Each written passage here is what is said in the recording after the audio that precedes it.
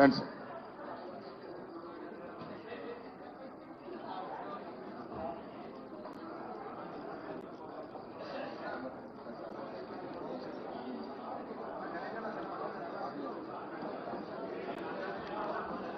గౌరవనీయులు సుదర్శన్ రెడ్డి గారికి ముఖ్యమంత్రి గారు పుష్పగుచ్ఛం స్వాగతం పలుకుతారు.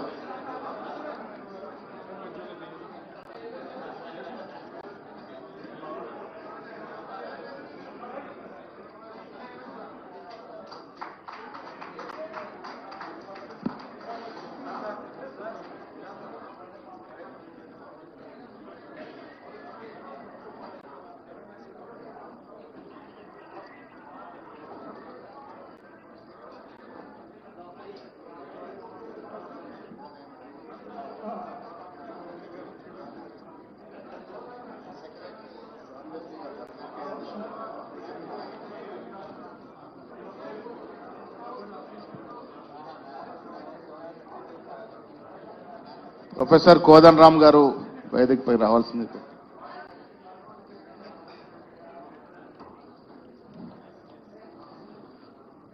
పెద్దలందరికీ నమస్కారం.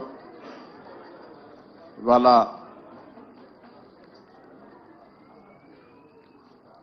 ఇండియా బ్లాక్తో పాటు ప్రతిపక్షాలందరూ కూడా బలపరిచినటువంటి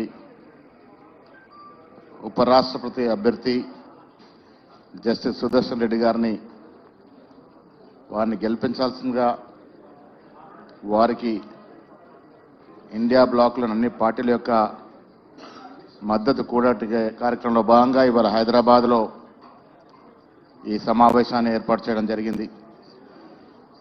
మీకు తెలుసు, జస్టిస్ సుదర్శన్ రెడ్డి గారు న్యాయ విభాగంలో న్యాయ కోవిదుడిగానే కాకుండా నీతి, నిష్ఠ, నిబద్ధతకి మరో పేరు. వారి జీవితకాలం అంతా కూడా నిజాయితీతో కూడినటువంటి విలువలకి కట్టుబడి ఉండడమే కాకుండా వారు ఇచ్చిన తీర్పులన్నీ కూడా ఈ దేశంలో ఎన్నో మలుపులకి శ్రీకారం చుట్టినటువంటి సందర్భాలు. అందుకే వారిని పార్టీలకు అతీతంగా ఉపరాష్ట్రపతి అభ్యర్థిగా ఇండియా బ్లాక్ పార్టీలన్నీ కూడా ఏకగ్రీవంగా ఎన్నుకొని వారిని బరిలోకి దించడం జరిగింది. ఇవాళ రాష్ట్ర ముఖ్యమంత్రి వర్యులు రేవంత్ రెడ్డి గారు వారితో సహా సిపిఐ, సిపిఎం, టీజేఎస్ పార్టీలందరూ కూడా వారికి మద్దతు ఇవ్వడానికి ఇక్కడికి వచ్చినారు. సిపిఐ, సిపిఎం మాట్లాడే ముందు 2 నిమిషాలు I request Nasar Ahmed Sahab to CPM రాష్ట్ర సెక్రటరీ జాన్ వెస్లీ గారిని వారి మద్దతు ప్రకటించాల్సిందిగా కోరుతా ఉన్నాను.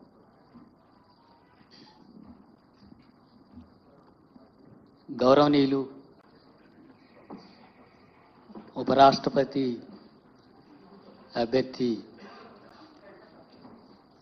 జస్టిస్ సుదర్శన్ రెడ్డి గారు, అట్లాగే మన రాష్ట్ర ముఖ్యమంత్రి రేవంత్ రెడ్డి గారు, ఉప ముఖ్యమంత్రి బట్టి విక్రమార్క గారు, అట్లాగే పిసిసి అధ్యక్షులు మహేష్ గౌడ్ గారు, సిపిఐ జాతీయ నాయకులు నారాయణ గారు, అట్లాగే వేదిక మీద ఉన్నటువంటి పెద్దలు, మిత్రులారా, ఈరోజు దేశంలో రాజ్యాంగానికి సవాళ్ళు ఎదురవుతున్నటువంటి పరిస్థితి ఉంది.